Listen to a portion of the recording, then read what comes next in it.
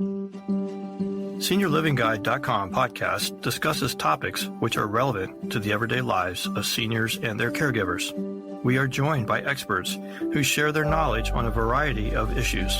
SeniorLivingGuide.com podcast offers solutions and resources to create the best quality of life as we age. And now, let's welcome your host, Darlene Mahoney. Does the idea of searching for senior housing solutions seem overwhelming and you just aren't sure where to even begin? SeniorLivingGuide.com is created just for you.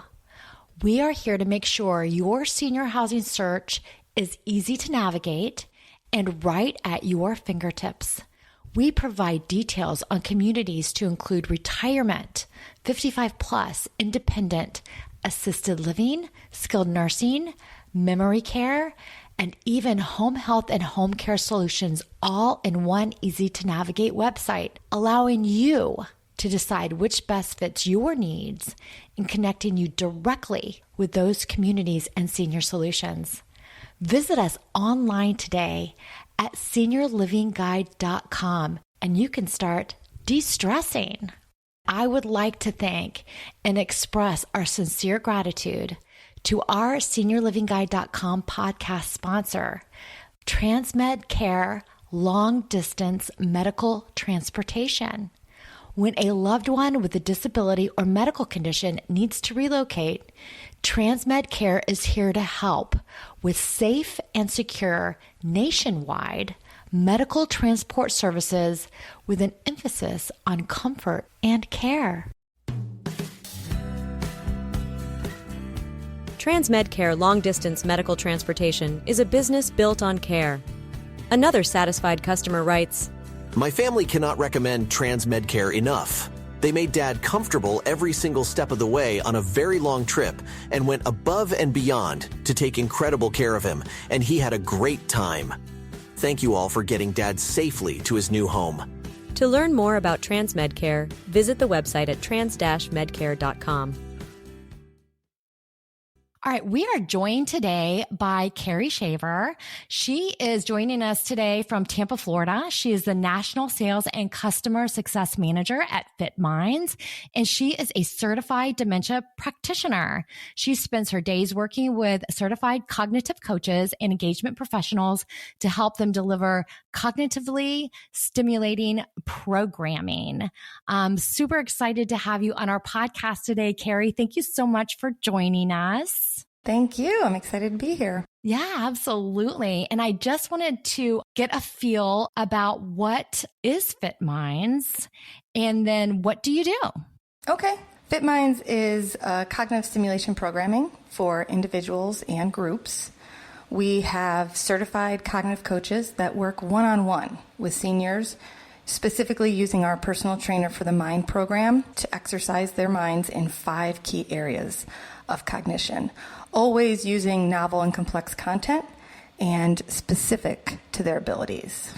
So in my role, I support new and established clients and their families. We explain how cognitive stimulation works, the benefits of it, matching clients with coaches, and most importantly, brainstorming ideas. It's a very team approach, in keeping people engaged. Well, I love brainstorming. That's always a favorite thing that I've done for a long time, in work and other ways. It's just, that's where the best ideas come from and the best plans for sure. It is. And since we're in Florida, sometimes I even like to say brain hurricane. Let's really go. I like that. That's creative. We do a lot of podcasts on dementia, on, signs of dementia and then caregiving for loved ones with dementia. And then we've done a lot of different ones on Alzheimer's, cures for Alzheimer's, and all these different things. But I'm excited today because we're going to talk about what a cognitive stimulation is. It's for even before a diagnosis of either Alzheimer's or dementia. You got it. Yes, absolutely. So studies show cognitive stimulation is an effective intervention to delay not only the progression of dementia, but it can help delay the onset. So with that being said, I know as I have aged that I walk into more rooms that I used to back in the day and can't remember why I'm walking in. And then also, you stop remembering a lot of different things. As you get older, you start having more memory issues, and it's harder to learn things that the younger people can pick up. They can literally pick up a brand new iPhone and zoom, or if I pick up a new phone, I probably need to watch the YouTube tutorial on it. So it's completely different as we age. It gets a little bit harder for us to learn and remember things. But also, are you looking for people that maybe have had, I don't want to say a diagnosis, but maybe they've had dementia in their family and they're concerned because it is somewhat or considered potentially hereditary, that they start doing these types of exercises as maybe a precautionary to potentially getting dementia or Alzheimer's because they've dealt with it with a family member or multiple family members? Yes, absolutely. So it's definitely preventative as much as it is, an intervention for someone that's dealing with it. So for those people that may have it in their families, if you're retired, right, and so you're not working every day where you're solving problems and dealing with complex issues and your mind is more at rest, then you want to work with a cognitive coach. So the best way that I think about it is comparing it with physical exercise. Okay, so have you ever heard of HIIT training for physical exercise, high intensity interval training? Okay, so I've heard of that, but not in the acronym. So yes. Okay, yeah, HIIT. So they have the, with physical exercise, they have this way of compacting it all into 20 minutes and you get all this done. That's what I think about with Fit Minds, because we're exercising these 5 key areas of cognition. Okay, I'm going to say them right now: visual, spatial, language, computation, critical thinking, and memory. So it's about exercising those 5 key areas every time with novel and complex activities. We engage those parts in a 45-minute session. So think of it like a HIIT workout. You're hitting them all, you're engaging them all, coming up with answers, with the right answers not being important. We don't focus on right or wrong. We focus on the work to get to the answer. So it's very much like a HIIT exercise routine, but for your mind. Oh, I really like that. So with the cognitive stimulation programming, can you tell me more, and then also why it's impactful before and after a dementia diagnosis? A lot of it is about cognitive resilience. Okay, so cognitive resilience isn't hereditary. It's not something that you're born with. It's something you have to work on. By engaging in cognitively stimulating activities, you are building up your cognitive resilience so that your brain can faster recover from trauma. So engaging in these cognitively stimulating activities, you are building that resilience. So whether you have a diagnosis or not, I know you've touched on that, that's not important. So when people come to us, we don't require even knowing what their diagnosis is. The families typically will come to us to say, we want to do something to help. They either notice a change in their loved one, maybe there is a diagnosis, maybe they think their loved one is just lonely, and this is another type of activity that they can do. Our coaches provide the cognitive stimulation, but they're also providing another meaningful relationship in that person's life. So as much as it's about fighting this progression of dementia and keeping our minds healthy, it's also about quality of life. There are often times where people are coming to us because they want their loved one to stay busy and have a purpose. We have this one client, she sees her coach at her home, and she says it gives her a reason to put makeup on, and she missed putting on makeup. So when her coach comes, she gets to get ready in the morning, and so it's something that she looks forward to. The impact is not only to their brains, but also to their quality of life. So I think that that's what makes it really unique. Right. So hiring a cognitive coach is something that's more beneficial than maybe doing a Sudoku or doing some things like that. Because a lot of the brain games that you can get are super great. And I would never tell someone not to do them, because I think that's something you should definitely spend time with, invest in doing them and that type of thing. It's definitely better than sitting in front of the television and, as I used to say to my kids, rotting your brain. But not that we're not all doing that, but, turning off the television, stop watching the news, because that will just put you in a whole different state of mind. But just being able to do through, puzzles and those different types of things. Those are all still great, but finding a coach is really just a different level and probably significantly more effective. That's really a different level, a different layer of ability to help someone that is either prone or, just like you said, would like to have that brain exercise just like you would with the body. I am right there with you. I would never tell anyone, oh, don't do Sudoku. Oh, crossword puzzles. Yeah. They are all great. Anytime you're engaging your brain, that is a great thing. But when we look at it from more of a holistic approach, we want to hit all 5 key areas. So if you really like crossword puzzles and they make you happy, you are getting some engagement there. So keep doing those. But let's add to it. Let's make sure we're doing some, computation, even though there's a lot of groans when it comes to computation, right? But it's an important part of our brain that we need to keep healthy. So if you really want to take that next step and be more well-rounded in your workout, the second thing I would say is sometimes when you're alone and you're working on something and you get frustrated, having a coach there with you, like, yes, this is hard, and they can have some empathy there and maybe give you a clue or recognize when we've reached the point of frustration to say, you know what, it's just not worth it today. This is a really tough one. Let's move on. And maybe we'll come back to it. So having that person there to help you acknowledge that so you're not alone and frustrated is a great reason to have that coach. They're trained to watch out for those things and help you and guide you through it. So I did want to address this, and then I think that we're going to go and take a break, but I did want to ask the question, when you're referring to a coach, can you just look for a coach in a family member or potentially a CNA or having a home health care provider take that on? What does a coach look like? Because I'm not sure exactly what a coach could be. So our cognitive coaches come to us because they have, an interest in supporting people, especially this underserved population, right? So they come to us and they go through a online training that takes about 16 hours. They have at least a 4-year degree. And most importantly, they are coming in to build a relationship with the person they're working with. So sometimes families have said, well, I want to try coaching my mom. I don't always know the background of the relationship, but in order to keep a really dignified, safe space for that person to try activities that maybe they're not confident in, to make mistakes, to not worry about looking foolish, right? We want that one-on-one relationship there separate from maybe a spouse or a child. So that's why we have a cognitive coach come in. Right. So cognitive coaches, so if you're listening and you're thinking, oh, I would definitely be interested in a cognitive coach, it's very similar to finding a professional versus saying, you know what, I need a physical therapist, but I'm going to have my son do it. Or I need a speech therapist and I'm going to have my son do it. It's the same idea. You're really looking for a professional versus someone that's going to try to do it.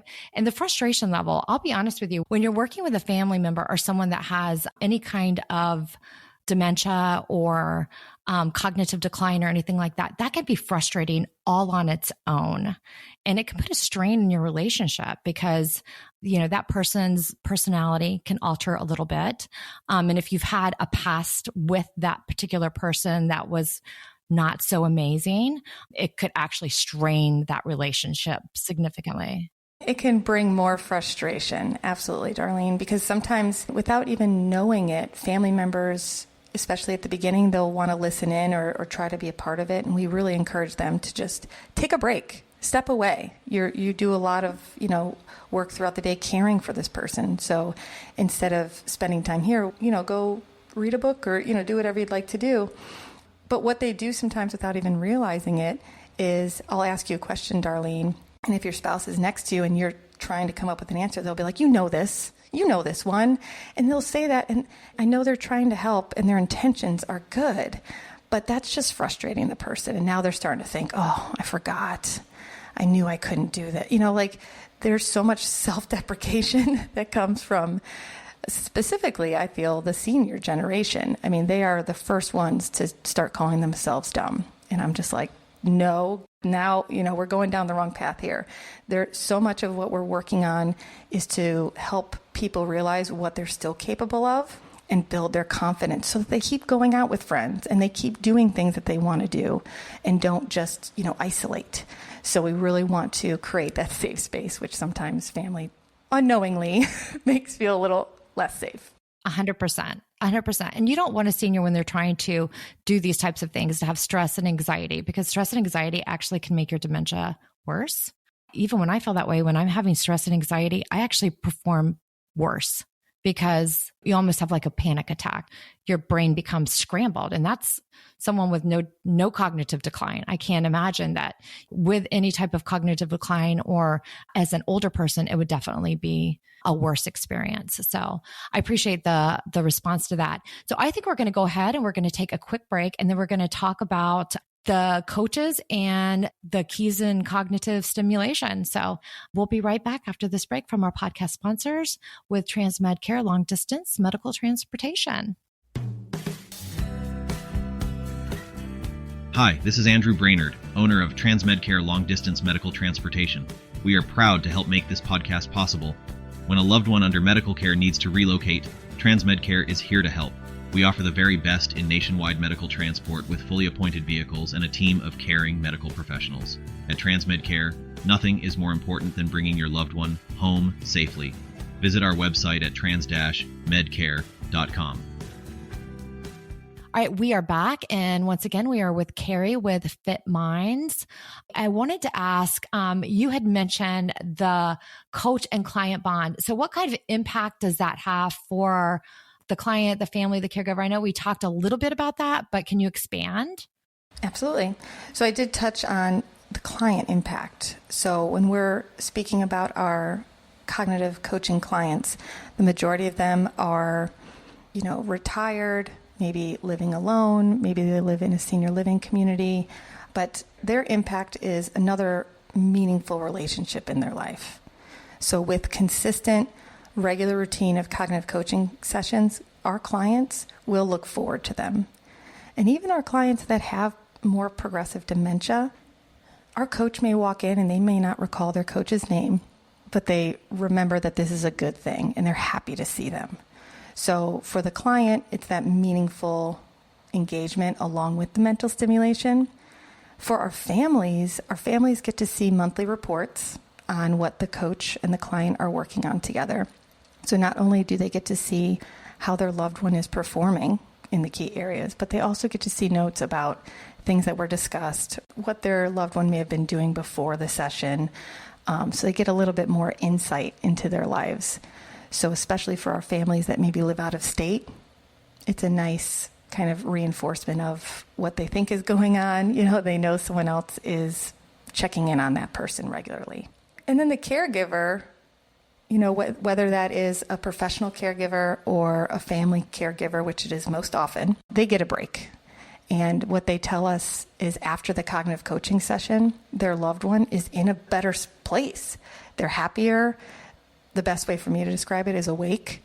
So they have better opportunity to have a nice conversation if maybe that wasn't possible earlier in the day.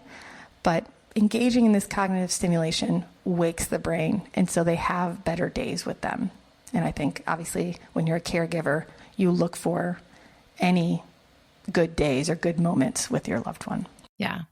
If you're listening and you're considering cognitive coach, those are things that you want to look for in a cognitive coach, is someone that's providing that reporting, that's doing those exercises so that you have that constant communication as a family member with that cognitive coach. Yes, because our coaches, especially when they're working with clients that live at home, they are building a relationship with the client, but they do form a relationship with the family as well. I mean, we're going to be chatting with you before and after the session, learning more about how our client is doing in between sessions and, what's going on in their lives. And so they form a pretty unique bond as well.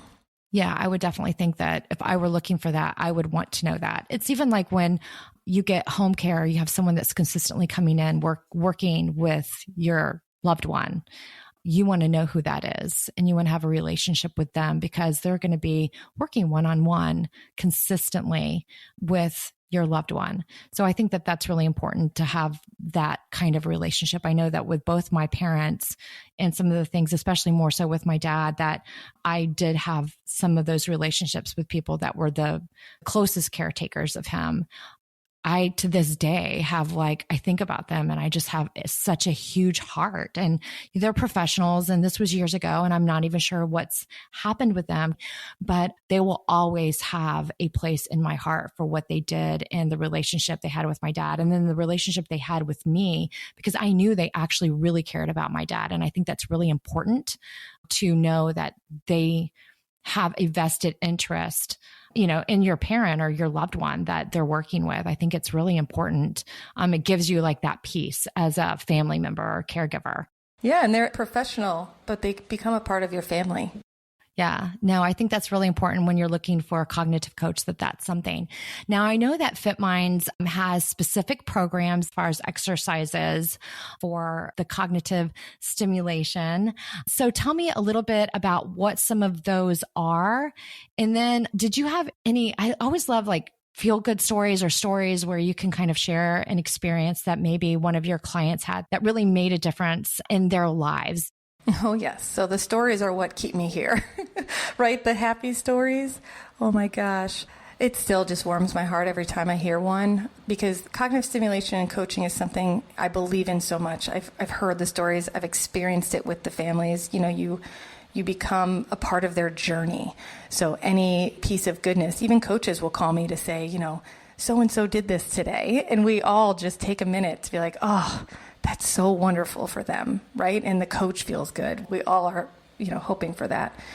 One of the stories that always comes to mind first was a family that came to us looking for something for their dad. And in this case, their dad was diagnosed with Alzheimer's. He was very aware that he had Alzheimer's, and everyone in the family was a little devastated, right? I mean, rightfully so. It's like, oh my gosh, what's going to happen? And they found us, reached out, and I met with the whole family on a Zoom. We talked through what we could do, what it will look like. And this was right during COVID, of course. So we had transitioned to some virtual coaching, which was new for us. So we got started, the coach and the client met, and they were so thrilled with how their dad took to the coaching, right? Because that's one of the first initial concerns with families is, I don't know if my mom or dad or spouse are going to like it. And we want them to like it. There is no commitment for anyone. It's like, no, just try it. And if it doesn't work out, we'll stop, because they have to be a part of the process. So the coach started working. Things were going really well. And time flies. You know how that happens. And all of a sudden we were at a year. And I knew that because the family reached out and they had gone back to their neurologist. The neurologist said that their dad's Alzheimer's had stabilized. And they're like, what have you been doing? And they immediately were like, Dad's been having a cognitive coach 3 days a week. And, we think it's really helping. And the neurologist was like, keep going. Like anything like that's as long as it's not stressing him out, right? Like you talked about anxiety, stress, and how that can affect how we're doing things. He was like, as long as that works for him, you should absolutely keep doing that. And we ended up working with him for almost 3 years. It was beautiful. He had the same coach the entire time, which happens pretty often because our coaches are really dedicated. There's not like a lot of turnover on our coaching side. So they really got to know each other and formed just a truly wonderful relationship. In that instance, it was one of our male coaches. We have a lot of female coaches, not as many males, but they had this male camaraderie thing going on. It was wonderful. And even just reading the notes from their sessions, they were buddies. And it was something that their dad really looked forward to, and they were really happy that it helped him to stay at home and live his best life. Yeah, I love this because I don't know that a lot of people think that there's a cognitive coach out there. I think a lot of times they think there is, just the doing the home thing and the medication route and the nutrition route, those types of things, which are the traditional. So it's nice to know that you can layer on this additional option that can be very successful. I think the more options that you have and the more knowledgeable you are, that can only make for better decision making, pre-diagnosis clearly, which I love that, and even post-diagnosis. So that's really great. I did want to mention, just ask, what kind of brain exercises? So those 5 key areas that I mentioned earlier, variety and consistency is key. We know that every time our coaches go in to meet with their client, they have exercises to engage the 5 key areas. But we can't be doing just the same types of exercises. 1, that's boring and no one's going to want to keep doing that. And 2, with your brain, that's just helping your brain get good at that type of activity. That's not engaging different parts and helping it grow that gray matter, which is what helps build the cognitive resilience. Some exercises we do, for example, computation. I don't know why computation always comes to my mind first. I think it's because I dislike it the most. It's like, oh, math. We're doing different types of things. So sometimes it may be a word problem that we're going to work through. Other times, maybe we're looking at number patterns. And then maybe we're going to just do some straight up equations. Sudoku will be thrown in there too, right? We're always going to come to Sudoku. We love Sudoku. Yeah. So that would be part of it. But each time we're meeting, you don't know what you're going to be working on, but you will be engaging all those key parts of your brain. Same with memory. We have 2 basic parts of memory. We have long-term memory and short-term memory. So with our short-term or our working memory, those types of exercises, maybe we're looking at 5 words and we're going to read through them together, and then we're going to flip them over and we're going to try to come up with those 5 words again. And then maybe we're going to reorder those words, something like that. Whereas on a different day, maybe we'll do long-term memory.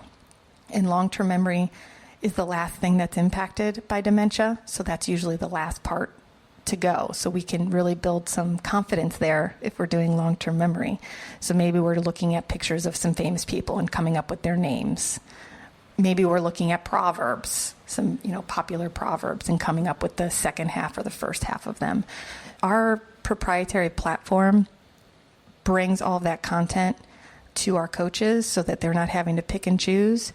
So the platform has a cool algorithm that just says, okay, I worked with Darlene on Monday and we did these activities. So now when I create a session to work with you on Wednesday, it's going to pull up something different. So it doesn't just fall on the coaches, right? We don't want them to have to spend a lot of time preparing for the sessions. We want the majority of their efforts to be focused on engaging and working with the client. So our platform does all of that for them. Okay. I like there's clearly a variety, and I use the term a method to the madness, and it's organized. And, you talk about different ways you're stimulating the brain. And prior to, we talked a little bit about comparing it to a physical workout. So it's very much the same thing as if you were to go to the gym and you would just do like a 1-armed exercise on your right arm every time you went in. There's nothing getting stronger about the rest of your body. You literally are just working out one arm, and it's clearly counterproductive. If you're going to work out your body, you need to work out your whole body. And apparently you're supposed to work out different parts of your body on different parts of the week. So the brain side is clearly no different from what you've just explained to me. Variety. Yep. Variety is key. So in the consistency too, just like physical workout, you can't just work out once a month and be like, I'm in really good shape, right? You have to, well, you don't have to, but the best way, at least for me, is to set a schedule, right? And try to stick to that schedule. So same with your cognitive coaching. They have a consistent routine where maybe they're used to seeing their coaches on Monday, Wednesday, Friday at 11 a.m. Exactly. And consistency is definitely key.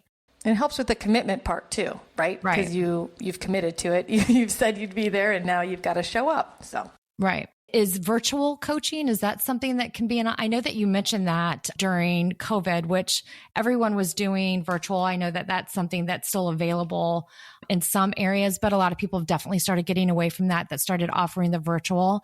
Can cognitive coaching be done both ways, or should it really be done in person? It can be done both ways. Okay. So that was one of the really cool things that we were able to discover during COVID and trying it. So with the use of Zoom, right? Or we have our own platform too. It just depends on what device they're using. But you're able to see your coach, because that's the biggest part of it, right? Is not just looking at a screen, but you're looking at your coach and you can engage with your coach. And then the coach is able to put the exercises up on the screen. So for our seniors, they didn't have to stress about using the computer. They just needed to sit in front of it, to use it as a method to, see their coach, talk to their coach, and go through their exercises. So even now, we offer in-person here in the Tampa Bay area. We have coaches all throughout Tampa Bay, Pinellas County, and even a few areas in Sarasota. But then we also work with clients all over the U.S. because our coaches can do it virtually. So that is the virtual option outside of that market, because we have listeners that are all over the US. Well, and I have clients right now in the Tampa Bay area who went to virtual during COVID, and for one reason or another haven't come back to in person. They stuck with it, and that's how they're used to doing it, and so they just continued. But the majority of our clients would much prefer their coach to come in and see them in person. Yeah, some people, that just works better for them. Sometimes it just totally depends on your preferences. How long, if you're a client, would you be working with them? So the sessions themselves last 45 minutes. And then I believe I mentioned there's no commitment on the client's part. We're going to do it as long as they're, willing to engage in it. So I hate to keep going back to physical exercise, but it's a commitment, and it's an ongoing commitment to your brain health. So we don't have a program that ends in 8 weeks. It is a program that you start and you work with that coach for as long as you'd like. And we have clients that we've worked with upwards of 4 years. And I can speak to that because I've been with FitMinds now for 4.5 years, and they're still here and they're still working with their coach. The only time we really lose clients is when their level of care needs change. So it's often a tough call for families, right? We're trying to figure out how to spend the money. So if they need to pay for other services, sometimes then the FitMinds coach does go away. But other than that, we work with them for as long as we can. Yeah, that's very understandable. So do you have any additional closing comments, words of wisdom before we sign off on this podcast? Well, I really first want to thank you for inviting me to do this, because we are working hard to spread the word about FitMinds and cognitive stimulation as a whole. I want it to be as widely accepted as physical exercise, and I know we'll get there one day. So I just want to continue spreading the word. So I appreciate this platform to do that and let people know that it is here. I can't tell you how many times people will say to me, I wish I had known about this for blank. And I'm like, I wish you had too. It's like, and I feel like it's, obviously it's on us. So we're doing what we can. We're going to senior living conferences. We are, we have relationships with some local senior living communities here in the Tampa Bay area that allow us to share with their families. I just want people to know that it's never too late to start. I wouldn't be worried about it being too early either, because just give it a try. It cannot hurt to try. Try it. See how you do. See if you like it. If you like it, wonderful. Now you've got a new relationship with a friend. You're getting the exercise to stay mentally strong and ideally stay, independent for as long as you can. And that's what a lot of our clients' goals are. They want to stay, as functional and independent for as long as they can. So I just hope that anyone listening to this who's even thinking about, this might be interesting, reach out, let us know, and let's talk through it and see if it's a good fit for your loved one. Yeah. So I really appreciate you coming on, because one of the things that I know that when I chatted with you and we met for the first time in person, learning more about what FitMinds does, and everyone on this podcast that's ever listened to this knows that my dad had dementia, and it happened really, really quick. But if I had known, just like you had just mentioned, that this was something that was available, if it was an option, I talk a lot about all the regrets that I had with my dad. Clearly, I didn't know about this, but if I had a time machine and could go back in time and make a ton of different decisions, this would definitely be one of them. But he was stubborn. I'm curious to know how well he'd work with your coaches, but I think that he would be stubborn the first 1 or 2 times, and then I think he would really get into it. I just think that it would have been a great benefit for him, because I do know that once he did start showing those signs of dementia, he spent a lot of time watching television. I think that it was very just comfortable for him just to zone out, because I did, I would try to do brain games and stuff, and he just wanted to watch television. Well, and I think you just spoke to a really prime example of why having a cognitive coach come in, because your dad may have treated them differently, right? Even if it's just being polite at first, right? And sometimes families are shocked by what the coaches say, like, oh, Joe and I laughed today or whatever. And they're like, oh, well, Joe won't let me do that, and that's just the way it is. That's the way we all are. We all treat outsiders differently. I can appreciate you trying to engage him, and seeing that, oh my gosh, stop watching TV, Dad. Let's do something else. Yeah. And for him, I think he rebutted me because he wanted to prove to me that nothing was wrong, because he knew that I knew something was going on. And I'm sure he knew something was going on as well. But you're 100% right. Anytime that he felt like a doctor or someone with any kind of quote unquote authority would work with him, he was all on board. If a coach had come in, he would have been much more apt to work with them as, someone with, I don't want to say authority, but he would have kind of viewed it as that, someone that was there to help him, that was in the medical field per se. And I think it would have been a much different experience. So we're always hardest on those we love, right? Yeah, exactly. So well, thank you so much. I have really enjoyed this podcast and all the information that you've provided. If you're listening to this podcast and you have any questions or you're interested in the cognitive stimulation coaching that FitMinds provides, the link to FitMinds will be in all of the apps that you've listened to. Please feel free. And it's fitminds.net. So FitMinds, FITMINDS as in Sam, .net. Check it out if you're interested in some of the coaching options that they offer.